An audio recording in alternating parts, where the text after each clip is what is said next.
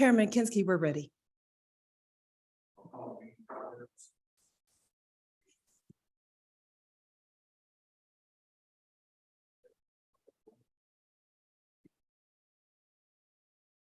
Senator Anderson.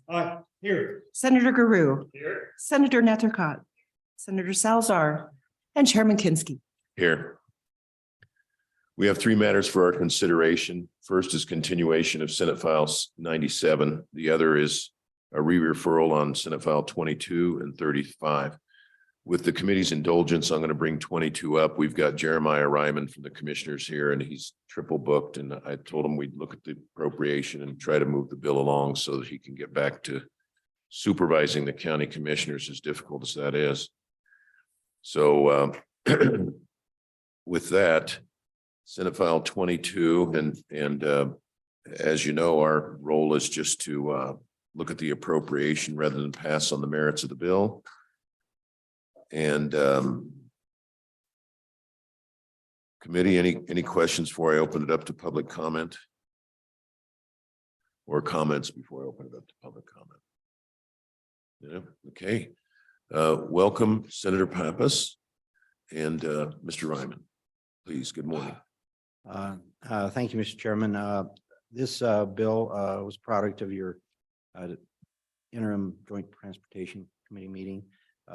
As you know, we've got a system called WileLink that we've from its inception in 2005. We've struggled to fund it and trying to figure ways to fund both its infrastructure and its maintenance and operations.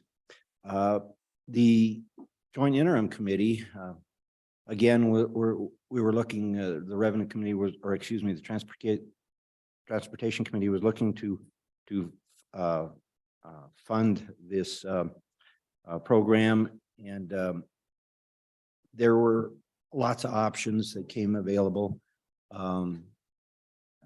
including putting charges on cell phones and all sorts of things. And we've been battling this for years and years and years. So it was decided that we're going once and for all ask that this be put in as a general fund expenditure. The system, as you know, and for those online that don't understand what WileLink is, it's the Wyoming statewide public safety interoperable radio communication system.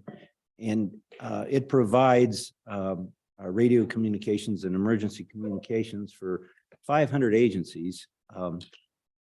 There's been wide use of it from our local communities, private sector, the state, almost a lot of our state agencies. There's a lot of people that use WileLink. It's been very useful in many of the emergency operations that we have. It's a 24/7, 365-day system, and it requires maintenance. So with that being said, the intent of this bill is to fund it for the next biennium. And then from then on, it's asking that this be put in the WYDOT standard budget, as WYDOT is the agency that handles maintenance and operations of this. So with that said, there is a little hiccup in our fiscal note that I'll let the department discuss. But with that said, I'll turn it over to Mr. Riemann. And Who's going to discuss the hiccup? I'm sorry. pardon? Senator, you said there's a hiccup in the fiscal note? Yeah, there's just Who's going to discuss that? I think WYDOT will speak to it. Okay, go ahead. Mr. Ryman, welcome. Good morning, Mr. Chairman, members of the committee. I'm Jeremiah Riemann here on behalf of the Wyoming County Commissioners Association.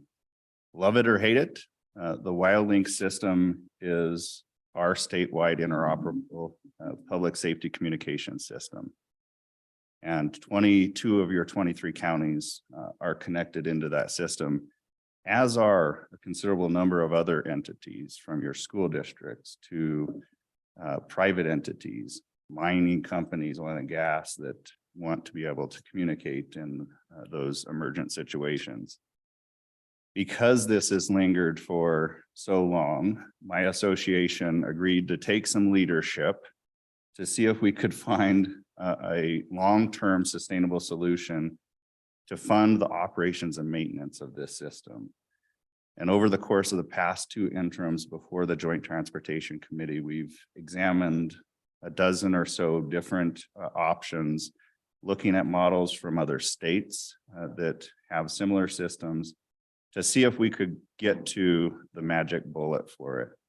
At the end of the day, the Transportation Committee felt that it was most appropriate as an essential service that we put this on the standard budget. And so my members are supportive of that and appreciate your consideration of the funding that is put in this bill so that we can settle this once and for all, and that we can continue to invest in the backbone of the infrastructure that my members are working hand in hand with the Wyoming Department of Transportation to affect. And with that, Mr. Chairman, I'd stand for any questions, but appreciate your favorable consideration of this legislation. Committee? Senator Anderson? Mr. Chairman, I noticed on page 2, you have a reversion clause in there. It would seem to me like there wouldn't be any reversions, and if we're going to make it a standard budget, there wouldn't be any reversions, would there? Mr. Chairman, if I can, I probably defer all of the budgetary elements to the department. Okay. And Senator Anderson, is that on page 2, line 2, where you're referring to the reversion? Okay, Mr. Chairman, please. you'll see that all the funds can only be expended on the system and in the priority that you see in line 16 and on. And so the funds can't be expended for anything else. Any other committee member comment? Senator Giroux? No? Anyone?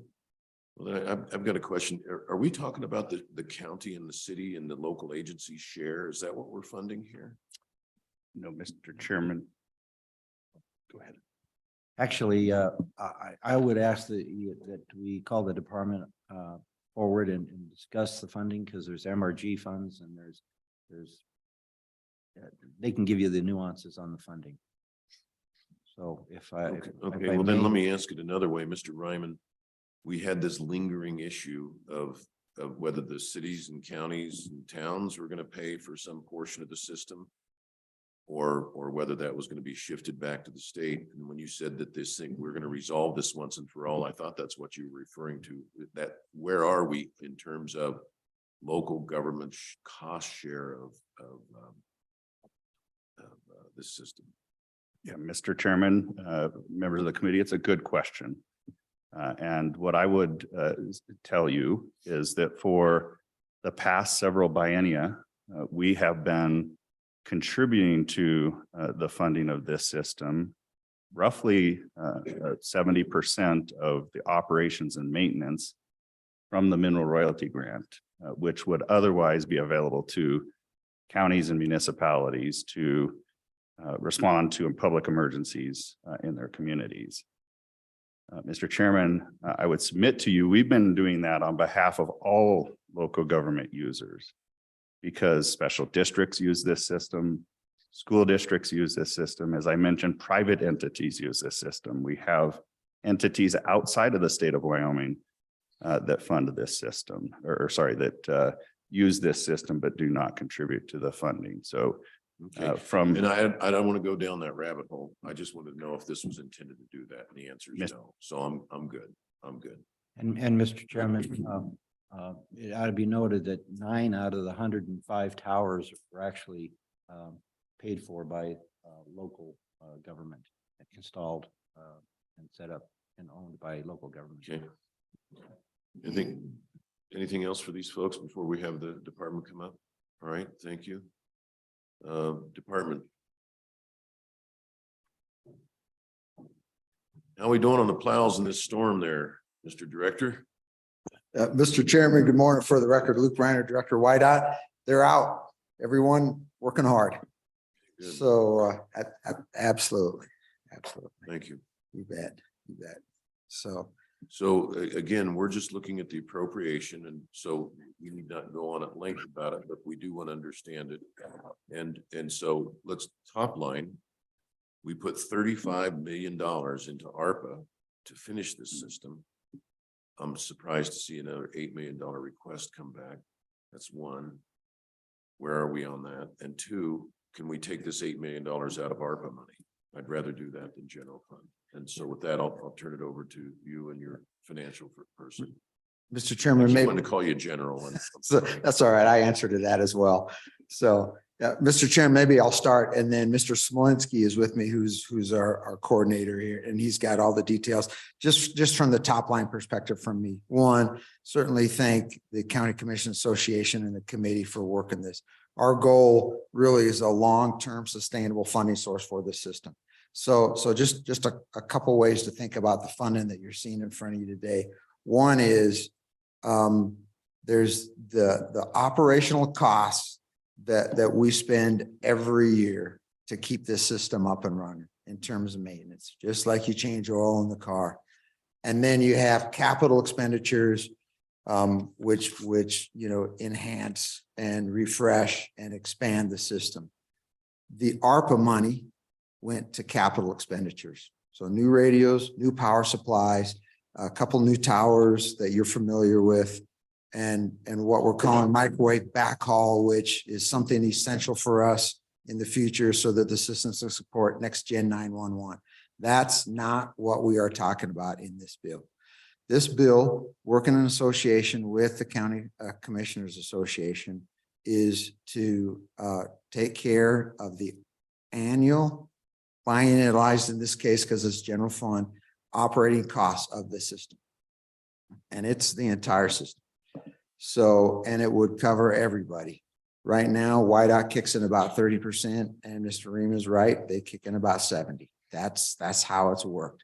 Their money comes from the MRG, and we, basically, we take that money from your direction, and we use it to fund the county system. We send them pretend bills once a quarter. I send them a little love note, again, per your guidance, that says, hey, if the MRG wasn't out there, here's what your bill would be. From our perspective, this $8.6 million for the biennium would relieve the strain on MRG. MRG goes away, and this money then is used to pay the entire operating cost. So General, of how the much system. was coming out of the MRG annually? It's $4,300,000. something. Okay. Correct. Mr. Chairman, Nathan Smolinski, YDOT CTO. That is correct. It's roughly 4.1 million per biennium. Okay. So 70% MRG, 30% YDOT, 0 local and user fees. Mr. Chairman, that's correct. Okay. And then I'm going down the list of priorities, and on page 2, after operations, it says acquisition or lease and maintenance of state and local government equipment and infrastructure. Is any of that still pending that we could apply ARPA to? Mr. Chairman, the $35 million did not complete the capital build out. There was a little bit remaining. I'm not sure that there will be enough of this money left over after paying the operating costs to expand the capital. Now, the one question, and I think this was brought up about sort of a technicality in the bill. The way that the bill is written right now is the $8.6 million is a biennial. The way my understanding of somehow the fiscal magic here is that if this passed, there would be 8.6 for really the next year. So you might, is my understanding of the way it's written. So you could either half that to take 1 year of a biennial price, or you could leave it in its entirety and we would take the money over what was used for operational costs and put it to capital construction. So just one quick question. How much is left to be funded? We still have ARPA money left. How much is left to be funded on the system? I don't want to get too off Yeah, topic, but Mr. Chairman, let me turn that. I don't want you to come back for general funds to finish this system when we got ARPA money. Mr. Chairman, the original ARPA request was for about $85.3 million. Of that, 35 million was awarded, with 4.5 million going to be made available for local agencies to purchase equipment. We're in the process of moving that through right now. Out of that 85.3, part of the request that we had put into there turned out to not be eligible for ARPA funds. Contract was one of them. So the ongoing operation and maintenance contract did not turn out to be eligible, which is why this request comes into here. So radios, equipment, land, towers is eligible. That is correct, Mr. Chairman. Mr. Chairman, if I could expand on that just a bit, and Nate, or Mr. Smolinski, excuse me, I'd like you to help me with this number. Here's, because we do get asked this question a lot, hey, what's left? In that 85 million was 17 towers that had been requested. 2 of them were funded. The rest, I said, no, we are not going to fund those towers until we completely have the rest of the system built out. And Chairman, you're familiar with where those 2 towers went, because that was what we talked about last year. Are these the ones that get coverage up into the Bighorn? Yes, sir. Okay. So one there, one Certo. Okay. And so, but there is one key critical component that if you set aside the extra towers and say, hey, we aren't going to do that because it's a system expansion. But with this microwave backhaul, we do have to finish that to make our system next gen 911 compliant. And Mr. Smolinski, the number that we need to finish the microwave backhaul is what? Mr. Chairman, we're estimating roughly $20 million. Okay, thank you. Anything for the department committee? Anything for the department? Anything? Senator Anderson. Mr. Chairman, I wrote down 35 million for ARPA, but I heard you saying 85 million. Was there did they cut your ARPA request? Mr. Chairman and Senator Anderson, yes. The original request that we worked in committee last year during the interim was $85 million, because the question was, hey, what do you want? What does it take to finish it out? And that was the number.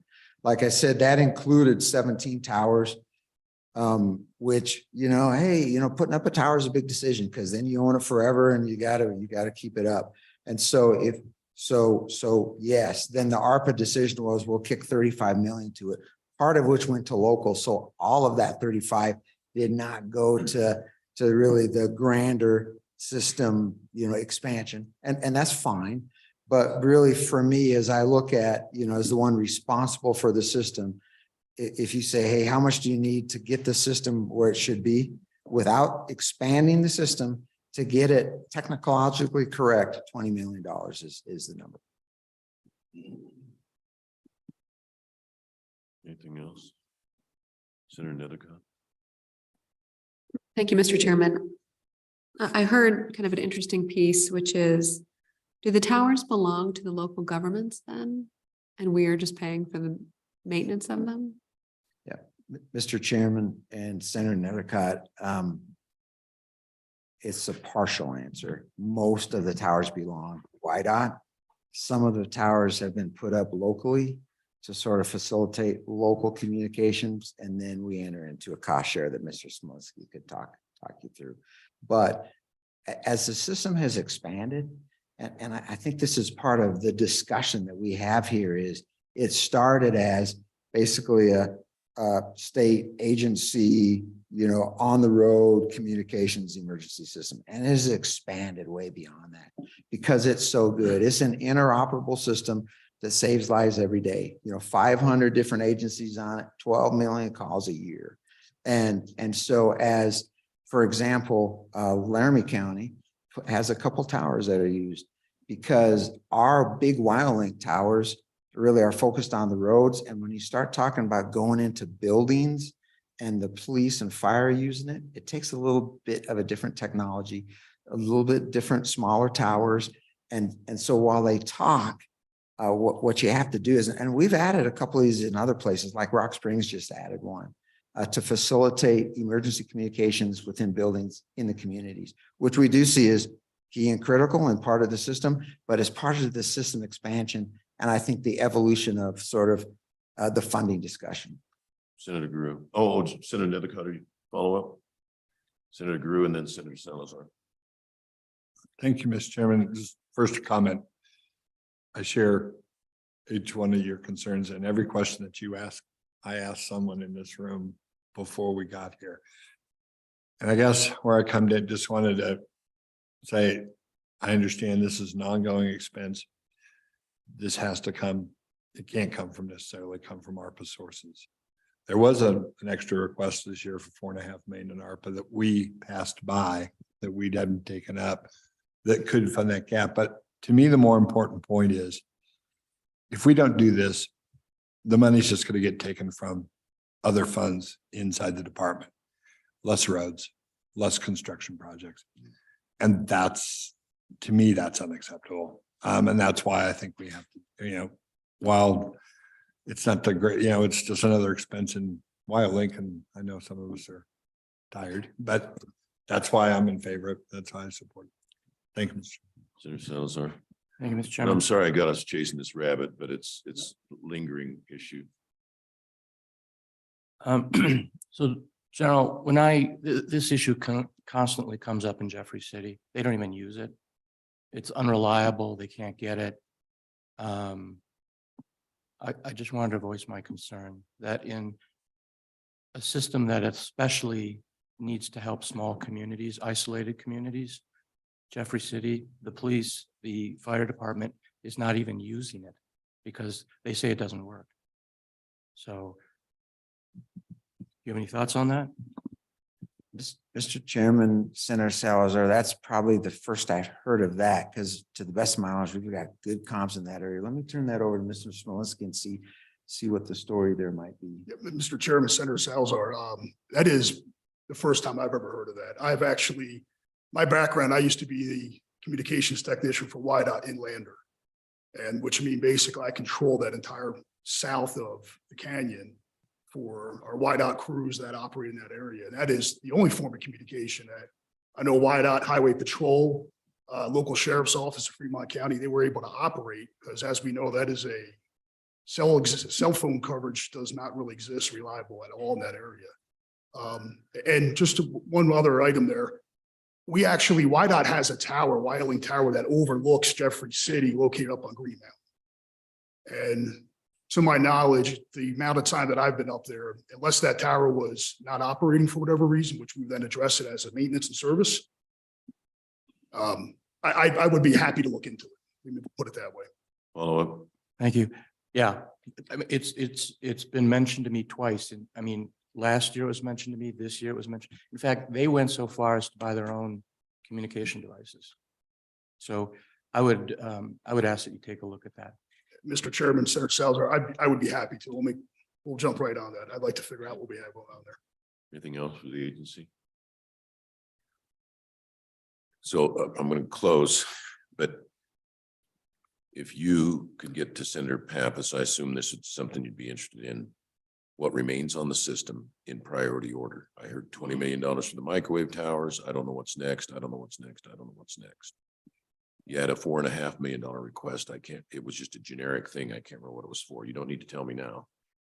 But this is your committee chair, and we got this ARPA money. It'd be important to know, this is our last chance at the apple, at the brass ring. Some metaphor applies. Yeah. Mr. Chairman, thank you. We'll do that and would appreciate it, because it does strike me as a wonderful opportunity to finish it out. Okay. Any other agency comment? Any other comment from the public?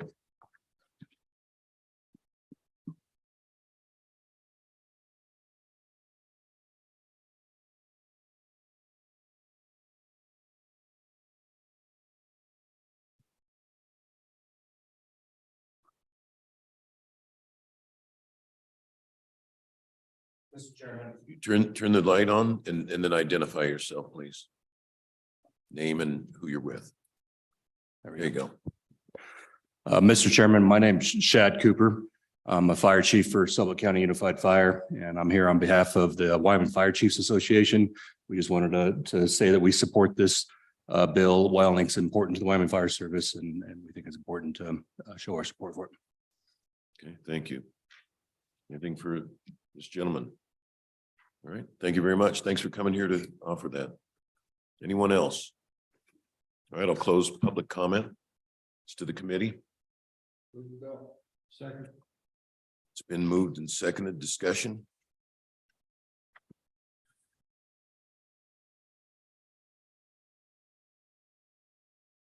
Pardon? Well, I've got some hesitation over included in the standard budget. It'd be nice to have this thing come up for review periodically. I hate to see it go on to autopilot because it's been such a tar baby for so long, but if the rest of the committee doesn't share the concern, I'll just let it go, but you'd like to take it off standard budget. So that doesn't mean you don't get the money. It means we want you to come back every biennium. Let us know how it's going. Senator Nethercott.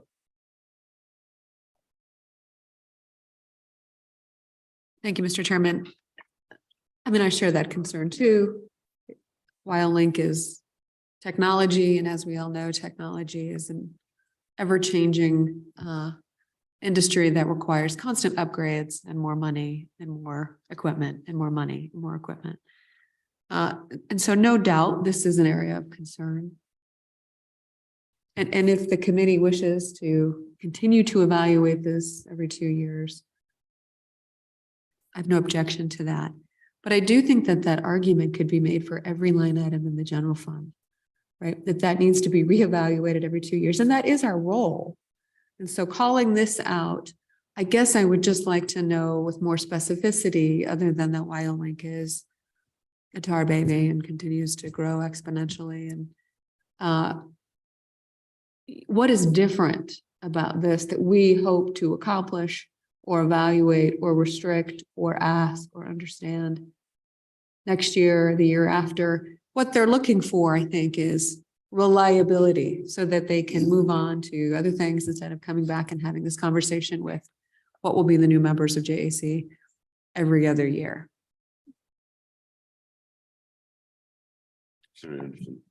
Mr. Chairman, I'm for putting it on the standard budget. I've been dealing with this ever since I came to the legislature. And like you say, it's a tar baby that we thrash every year.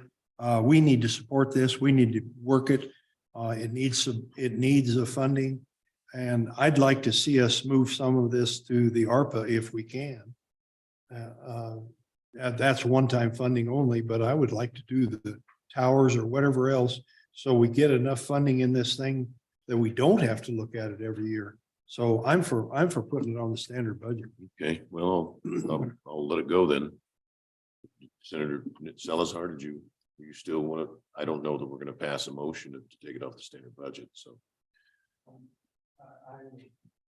Mr. Chairman, I'm probably a no vote on this bill, so. okay.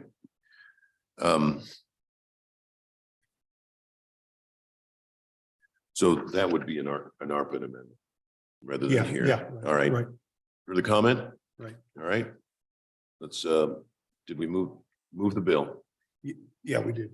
Okay, call the roll. Senator Anderson, Aye. Senator Guru, Aye. Senator Nethercutt, Senator Salzar, and Chairman Kinsky. Aye. All right, thank you all very much. Can somebody look for Senator Hicks out there in the hallway because he's been waiting for the next bill?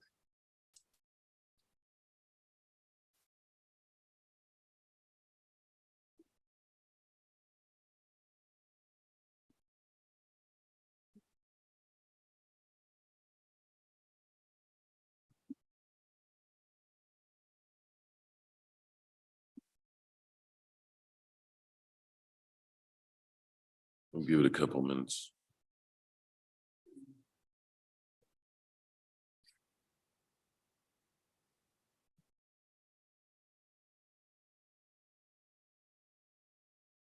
Geez, I hope that other one's easier than that. Yeah. I didn't think the whiteout thing would take that long. But that's my fault. I opened up the door. But it was good discussion. Yeah.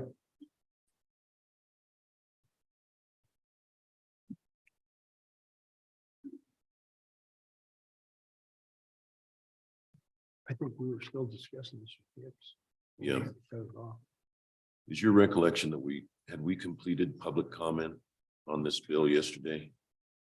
Mr. Chairman, I don't think we were processing it as formally as we normally would. We closed it out. We heard from some members of the public.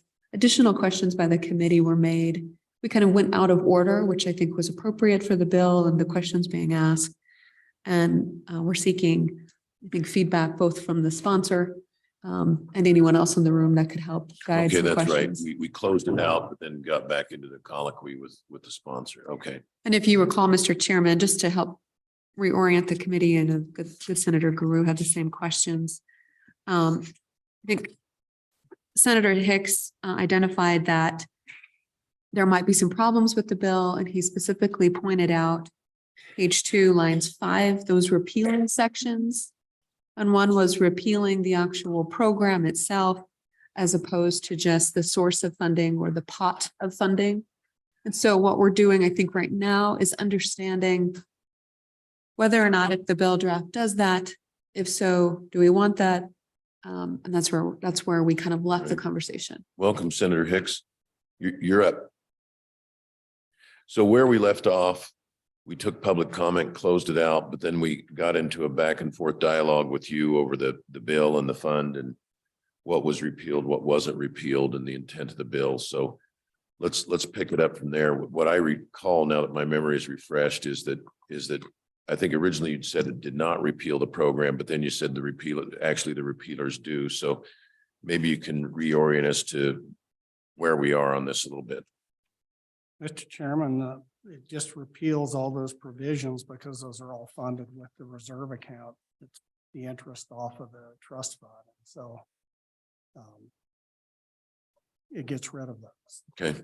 And so that is the intent then. What's that? That is the intent. That Yesterday, is you the okay. intent, because you Gotcha. can't have a program the way it's structured without the funding source. So, Okay, we're not the committee of origin on this, are we? yeah, you are. We are. Okay. All right. This is assigned to you, Mr. Chairman. All right. Well, I just want to make sure what my role is. If I'm just looking at the appropriation, I need to know. Committee members? So, Mr. Chairman, thank you. This is just for rounding out the conversation. The memo that we have dated December 13th to Senator Hicks. Is it my understanding that this memo outlines the historical usage of the program by the schools, and that in the past 5 fiscal years, $1.1 million was distributed to 21 Wyoming school districts. And that's reflective of the usage for the last 5 years. So if we pass this bill, that those 21 school districts, if they came back for more money to the program, may not be able to access it theoretically. I mean, that would be the consequence of this bill from the programmatic perspective. Is that accurate, Mr. Chairman, or can I get some clarification on that from the Yeah, from please. Please, Senator? Senator Hicks.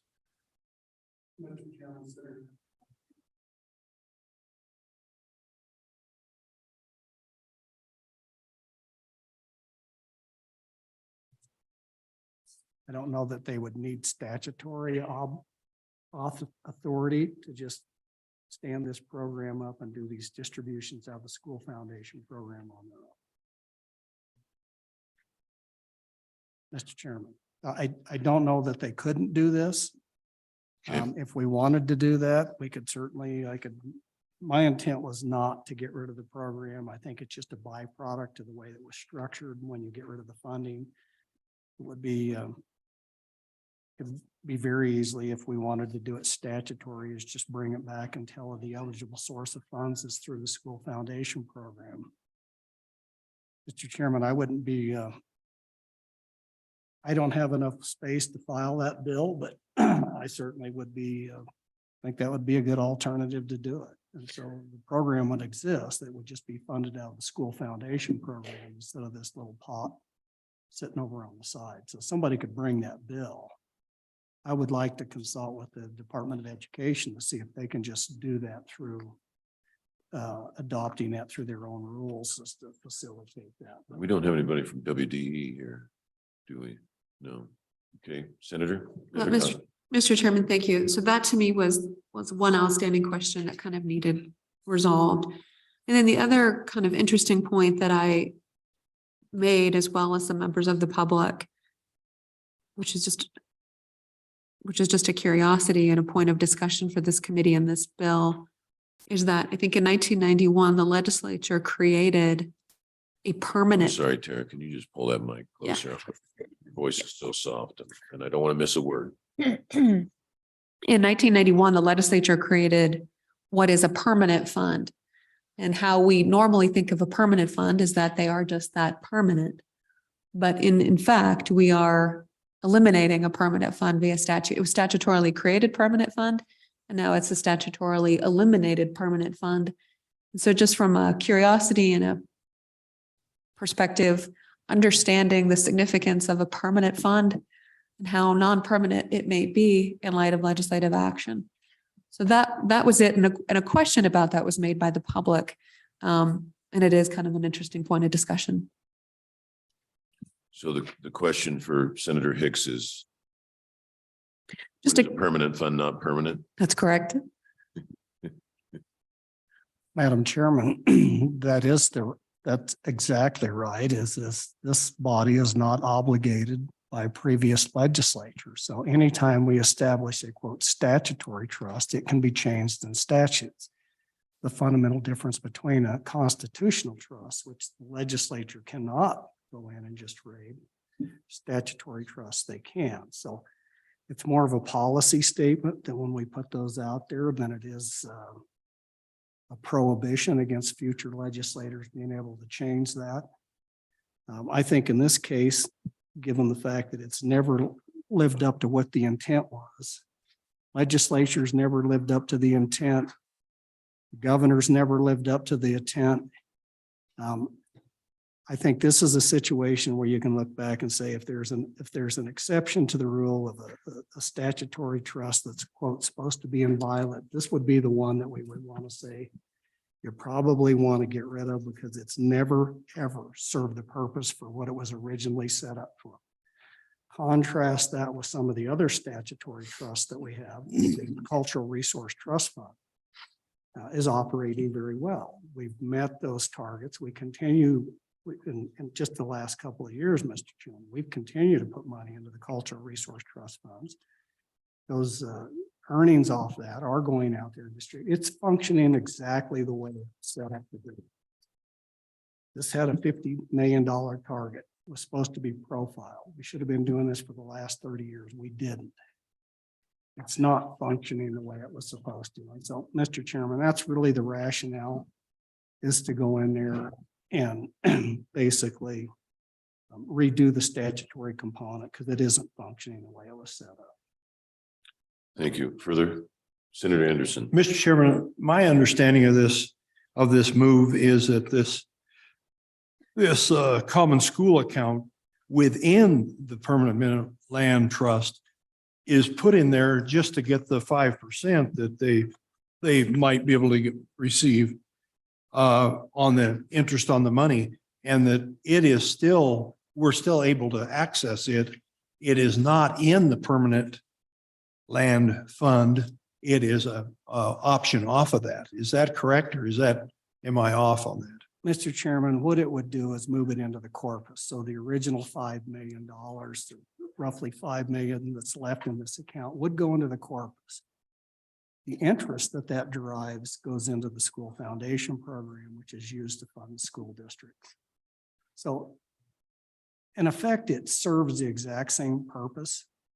Again, it's just a simplification. And by doing this, because currently it's invested in pool A, would move it into the corpus. The projections now that fixed income is going up, that it'll generate a higher rate of return in the corpus of the school foundation account versus the spending account. So it just increases a little bit of revenue and cleans up our education funding mechanisms out there. Thank you. Further discussion from the committee. Okay.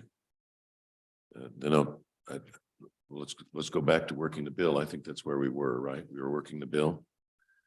And had we, okay, move the bill second.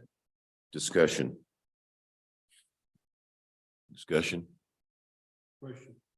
I do want to say this. I can see where the grand scheme of this thing, what they're thinking in 91, it's just never gelled out. And I'm looking here, we have 43 districts, only 20 have ever known enough to tap this. And they're little dribbly drab grants. Some of my districts are on there. It's nothing that they couldn't have come up with out of their budgets. It's just kind of a little pot that some people know about and others don't. My thing is I just want to roll it back into the common school public land fund and be done with it. All right, Senator Guru. Just a comment, this is something we've been kind of, whether it's a committee, this is an individual bill, but this is something we've been working on for a while. And to try to get to a point where we clean some of these things up and try to get closer to a little more transparency. I'm starting to wonder, and I've been carrying a lot of these bills for managing them, talking about them. And so I wonder sometimes as I talk to the group about introducing them, are we doing too much this year? Are we going too far? I don't know. But here's why I'm going to vote yes on this bill. I think it's important enough to send it down and continue that discussion on the floor. I think we may be getting to a point where we may start getting a little fatigue from our members about doing this all in one bite. What are we doing? More questions, a nervous factor. That's what I noticed when I was doing the last bill I presented. And so just a cautionary tale that when we hit the floor with this, there's going to be questions. We need some answers. And so I'm in favor of continuing this process. So thank you, Mr. Chairman. Anyone else? This sidebar, the depressing part of yesterday was when DeCaria said, oh, when I first came in, we were getting rid of all the coffee cans. Then we went and put all the coffee cans back. So it just makes me wonder whether I'm really the good use of my life on earth. Question, call the roll. Senator Anderson. Aye. Senator Guru. Aye. Senator Nethercutt. Senator Salazar. And Chairman Kinsky. Aye. 5-2. Thank you. Chairman Boner, thank you for your patience. I appreciate it. So we are on Senate File 35, School Crosswalks and Pedestrian Crossings Appropriations, and welcome to the chair, Senator Boner. The floor is yours. Thank you, Senator. Glad that we're getting up here just as we're asking serious questions in life. But sir, we have Senate File 35, and obviously you can see this is a judiciary bill. So there's probably members of the committee who can give a better background than myself. But I think everybody's pretty well aware of some of the tragedies that we've seen throughout the state. In our school crosswalks, there's probably a lot of factors that contribute to that, including distracted driving. But what this bill does is tries to do something proactive. It's my understanding that the reason why this is in judiciary is that people want to increase the penalties for irresponsible driving, especially in the school zone. And it was determined that there's already sufficient penalties from that perspective. So the decision was to do something positive, something proactive instead of punishing folks, making sure that we do what we can to make sure that these tragedies are less likely to occur moving forward. So that's what the bill does. It appropriates $10 million one-time funds effective from the effective point of the act till 2028 for school crosswalks and enhancing them. You can see on page 3, line 15, you have a prioritization of what types of crosswalks will likely be funded by this appropriation. So that's kind of the crux of the bill. You'll see there's 2% could be used for administration. The YDOT's going to have to determine which crosswalks get prioritized, which projects get the priority. I'll leave it to the director to explain that in a little bit more detail. So there's a 2% administrative fee that's going to go to that. But Mr. Chairman, this is one proactive thing the state can do to ensure that our kids aren't being killed or injured on our streets, our public highways. This is very much, we asked the question, this is not something the school district usually or ever funds. This is funded with signage the same way as any other sort of signs or paint on the road would be funded. So this is a proactive measure that we can do with these one-time windfall to protect our kids. And so that's the bill, as I understand it. Certainly stand for any questions, but recognize that there's other folks in the room who've had quite a bit more expertise on this tonight. Okay. Do we have a definition of what's going to be a crosswalk? I mean, it's everything from paint on the road to flashing lights. I guess it depends on the situation. Right, yeah, and you'll see a general prioritization like I referred to on page 3, line 15. And it's mostly dealing with, what our intent is, I'd say, which is to, make sure that if there's a dangerous crosswalk where there's been a fatality in the past 2 years, that's the first priority, for example. But it could be additional lights, it could be an overpass or an underpass. It could be rather significant, more than just a couple of flashing lights. So I leave it to the department to describe how they plan on prioritizing. Is it going to be one big project, a big old, crosswalk that goes over the top of the road, or is it going to be a bunch of lights spread throughout the state? That's the question we had, and it's a fine line there to we don't want to micromanage too much while still providing direction. That's why it's prioritized list there on page 3. Welcome, Director. Good to see you again. Thank you, Mr. Chairman. So in this case, the what my chairman described as a history is exactly correct. We think from the department in terms of 3 E's really being educate, enforce, and engineer. And we shared with the committee video that we've pushed out to every school district in the state. We just did it a couple months ago. After, we had a close call on Lander, last year we had a fatality here. We have 12 deaths basically of pedestrians a year. And so we did push out a video that we're trying to focus on the education side of this house.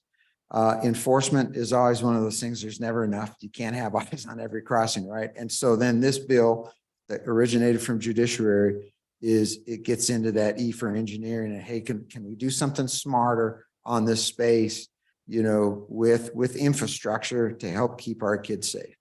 And I appreciate that approach. Really the request from the committee, initially judiciary, then to transportation is YDOT. Can you manage this money and can you put it to good use? The short answer is yes. We'll take that. We'll put it into what we call our transportation alternatives program. So we already have a system that vets, that has a system to collect, proposed projects, to vet them, and then they get the money out and get those projects built. So I'm comfortable taking that on. We will have to plus up, thus the administrative fees in the account. I'm comfortable with the priority that's been given. To Senator Boner's point, question about, hey, what are you gonna build? Is it gonna be 1 or 2 structures, or is it gonna be a lot of lines on the road or some of those flashing beacons? I think right now, Mr. Chairman, the answer is I don't know, because I think it depends what communities want. And so we'll open it up, we'll take in the applications, and we'll go from there. But my sense is we're always safer. Our kids are always safer if it's separated grade. And that's the best solution that's out there, if it makes sense in that scenario. So either an overpass or an underpass. And as we build new projects, that's always our preference, is to separate, because then you can't get hit. But certainly we don't have money to do that everywhere. So I think it'll be an evaluation process as we go forward. But I think this is a really nice approach to help keep our streets and our families and our kids and our community safe. Committee, Mr. Chairman. Senator Anderson, then Senator Salazar. Mr. Chairman, we have a tunnel project in Casper that we're starting to work on that crosses Wyoming Boulevard right next to a school. And I don't think we get this completed in that amount of time. I notice it says be completed by 2028, June of 2028. I'm not sure we'd get that done in that time frame, because I think there's a lot of planning and design that needs to go into that. Could our organization apply for planning and design and maybe not construction? Or does paragraph A say planning, design, and construction and installation of the overpasses? I'm afraid we wouldn't meet the 28, and I'm afraid there wouldn't be enough money in here to do that tunnel across that road.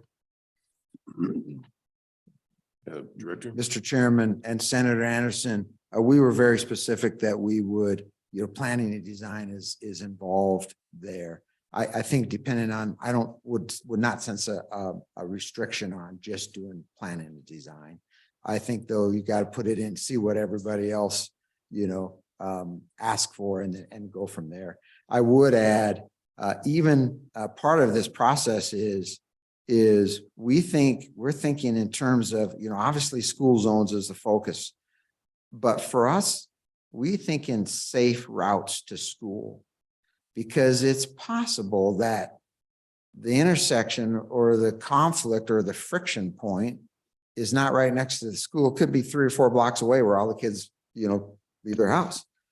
Cody's a good example of that, right? I mean, you got a major road, they put a new subdivision in, and there's not a great way to get across that road, and it's a couple blocks from the school. And so I think when we worked on this bill with judiciary, planning design is certainly part of that. Okay, Senator Salazar, Mr. Chairman. please, Senator Boner. That before it's specific planning and design. Page 3, line 7, if you want to see that. Page 3, line 7, he says. Yeah. Senator Salazar. Mr. Chairman. Yes. So my questions are on page 3, line 5 and 8. We're talking about overpasses and underpasses. So a couple questions. Number one, this is $10 million. How many overpasses and underpasses can you do for $10 million? Number two, is the location of where these will occur, the construction, completely dependent on who brings forward an application? Could you conceive of this entire $10 million being spent in just one corner of the state? And then finally, General, you mentioned plussing up administrative fees. Can you talk a little bit more to me about that? Thank you, Director. Mr. Please. Chairman, Senator Salazar, in terms of how many would this build? I hate to sort of give it depends answer, but it does depend on how big and where. So $10 million would build 1 overpass over I-80. It might build 2 over a 2-lane road. It might put in, 20 high density blinking lights. And so that really gets into your second question about where are you going to build this? I don't know. It depends on the applications that come in. Here's what I do know. Here's what I suspect. There will be significantly more requests than can be funded with $10 million. I think this will become an exercise in prioritization based on the merits and based on the criteria provided to us in terms of priority in here. So, and really, if you look at the bottom of page 3, as Chairman Boner talked about, the department shall prioritize the expenditure and distribution of funds as follows. And so this is probably not YDOT inventing the rules. This is YDOT closely following the rules laid out in the proposed legislation. And so it is all dependent on who submits an application. And the third item was the administrative fees, and there's currently 2% administrative fees in here. Here's what we know is with the advent of IDJA, the Infrastructure Investment and Jobs Act, there's been a lot of increase in money in this space, which is a good thing. No increase for us in Manning. Here's another $10 million that goes to that same section. They're staffed for what we were spending 2 years ago. So what we do to help facilitate is we add consultants to the mix. And so there is a cost to administrating these fees. And that's what that goes to. Senator Grew and then Senator Nethercott. Thank you, Mr. Chairman. I know we're just on a re-referral, so we're just talking about the expenditure, but just a comment. As you go through this, I'm in favor of it. But, and Senator Anderson brought it up. My community just passed $8.5 million for safe routes to schools on our sped ballot. I guess it would be, I think it would behoove us to know as we put this together, asking the communities, what are you doing? How much are you putting in? So it's not a disqualifier that communities are putting up their own money for this. On the same token, we get the projects that are needed the most, where they're needed the most, regardless of that fact. So that's be my only comment. Thank you. Director. Mr. Chairman, Senator, I concur. Senator Nethercutt. Thank you, Mr. Chairman.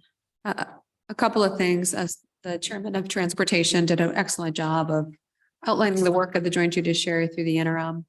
The genesis of this bill did come from the death of the students here in Laramie County and the Cheyenne school districts that were killed in crosswalks going to school, one very recently. Notably, in that location, an overpass would not solve the problem. And so this bill is not designed to tunnel money, no pun intended, into Cheyenne, but really is intended to focus on those high needs priorities as a result of a child getting killed in our crosswalks. There is a bias in the bill associated with overpasses and underpasses as a result of my desire for that, because I believe that the best way to avoid children getting killed in crosswalks is where they don't interface with traffic at all. And so where those opportunities are available, that's where I, have identified that as a piece. But in no way, shape, or form was this intended to create that kind of solution here. The crosswalk that the child was killed in here this past year, again, would not be suitable for any kind of overpass, underpass situation, and is maybe more appropriate for some blinking signs along those lines. There is an interesting correlation between communities, of course, and the state. State highways certainly are within the purview of the state, as opposed to counties and towns and their roads that they have maintenance over as well. And so again, the history of this bill came from, I think, a surprising statistic of the amount of children who are coming into contact with traffic on Wyoming roads when we evaluate how rural we are and how wonderful that is. And there's no high intensity traffic and really how little we have pedestrians walking on our streets as well, what those exchanges look like. 12 fatalities a year, that's one a month. That does not include severe injuries and accidents. We did hear lots of testimony coming out of Park County and Fremont County concerning children on their way to school coming in contact with roadways. So clearly this was an issue that the committee took up. Again, the movement from the public was to make felonies associated with those types of events. And the committee chose really the more, I think, preventative, proactive approach. That's the history of the bill, and I think important conversation for the state to be having concerning safety of crosswalks, both for children going to school and otherwise. The 12 fatalities in Wyoming is 12 unnecessary fatalities. So anything else from the committee? So Director, you actually have a list of crosswalks where there have been fatalities or injuries. The department maintains such a list? Mr. Chairman, we do. Including off system? Mr. Chairman, yes. Okay, all right. We track every fatality in the state on our road system, even those not on our system. Okay, that's important. Thank you for that. And then how does this work with the Safe Walk to School money? Isn't that a federal program? Yeah, Mr. Chairman, it is. There is no formal safe routes to school program anymore. So it went away. They've resurrected it this last year, and it just sort of in concept, but did not fund it. Okay. We've kept that approach within our department because we liked it. And so that's really been our guidance in our transportation alternatives program is what we call it. So because we do think you've got to look at, the complete picture. To Senator Nethercott's point about the fatality that was here in Cheyenne, not on our system. Certainly it doesn't matter because it's tragic. But in that case, planning is going to make a big difference because if you could control a lot of that with one-way streets and with sort of a traffic pattern around that school. And so there's other alternatives. Hey, let's just put a crosswalk in. And that's what, for us, long-term planning for, hey, how are communities going to make sure that we minimize these friction points between pedestrians and vehicles is really key. And so that's what I like about this is if I would prefer really to fund a lot of planning and then get to the construction. So I think it just depends on what comes in, because we certainly need to make a difference. But in the case here, I think it's a combination of traffic flow and some probably high intensity lights. But we'll let the engineers figure that out, because there's people that go to school to help us in this space. Senator Anderson. Mr. Chairman, I think we'll probably have to make a change on the floor to include rodeos in this. So I've got a question, about the deployment of the funds. I hear application process and I hear list. And speaking theoretically, let's say there's an intersection in Riverton that actually is at the top of your list for fatalities and injuries, but they don't know enough to apply. They aren't even considered in that case. The community has to apply and then find out where they are on the list. Mr. Chairman, I think without staffing it, our intent would be this, is that if the bill passes, it would be immediate message out to communities through both WHAM and WCCA. That's really how we communicate out. Okay. And then we communicate out, we have an office that deals with we call it local government. And that's their task, is communicating with local governments. We have good comms. I always go to the WHAM, and WCCA conventions and meetings. And so we'll get the word out. But I think it has to be by an application process. What I would say is, you always sort of scan and you sort of know where the worst places are. If you don't see an application, you can probably pick up the phone and say, hey, are you tracking this? So I think you go from there. Okay. Anything else, committee? Anything else? Thank you. Any further agency comment? Any public comment? Any public comment? Closing comment? To the committee? Second. Discussion? Okay, call the roll.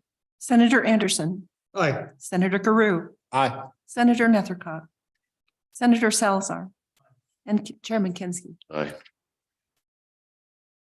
That wraps up our agenda for today. Who's going to carry that bill? Senator Boner. Oh, okay. Yeah, we're just appropriation. Okay, so then, What about that other bill that we aren't just appropriation? Didn't Hicks say 97 was ours? well, I'll make the motion and then I'll pass it off to him to do to Okay. carry the bill. Okay. So this afternoon at noon, there's one bill that is, I think it's Cap Fin bill or JC. I think it's Cap Fin. No, it's joint appropriations, SF 118, fund balance calculations, federal encumbrances. And I'm trying to remember who I had down for presentation on that. It's terrible. Yeah. It's absolutely terrible. Oh, you can go ahead and turn it off. I'm sorry. Meeting adjourned. It's